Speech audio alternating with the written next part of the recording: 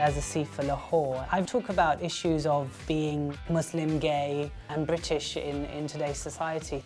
And essentially these labels, you know, they shouldn't fit well together, but here I am and I refuse to give one up over the other.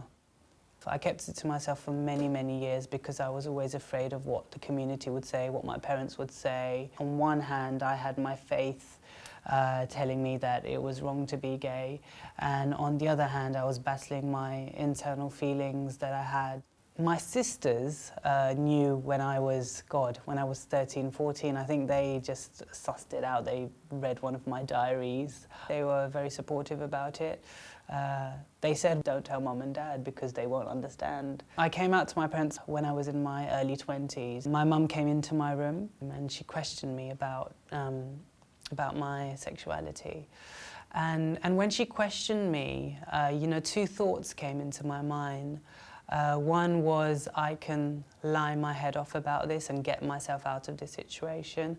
And the other thought was I've got an opportunity here, to be honest. I said this in Urdu, which is my mother tongue. I said, Ammi main gay hoon, which means Mum, I'm gay. My mum started crying, I started crying. My dad came into the room and he started crying. There was an occasion where my mum asked, you know, whether I needed to go and see a doctor. I said to my mum, this isn't something that, you know, I can take a medicine for. It's something that I really had to educate my mum about. They thought that if I were to get married to somebody of the opposite sex, then everything would be okay. But I was very firm about that. The way I explained it to them was that you know, I used the word muhabbat, and in Urdu that means love, and I said I can't love a woman the same way I can love a man. Dialogue still continues to be challenging with my father, but he has come a long way in accepting me for who I am, and he still considers me his son. He hasn't disowned me in any way, and he's very proud of me. When I introduced my partner to my parents, I introduced him as, you know, this is the person I want to marry. Marriage holds such a value to any person of faith. And although I entered into civil partnership, they sort of saw it equal as a marriage. And my mum ended up attending the ceremony and ended up sort of giving me away and giving us her blessing. I know it sounds cliche, but it was the best moment of my life.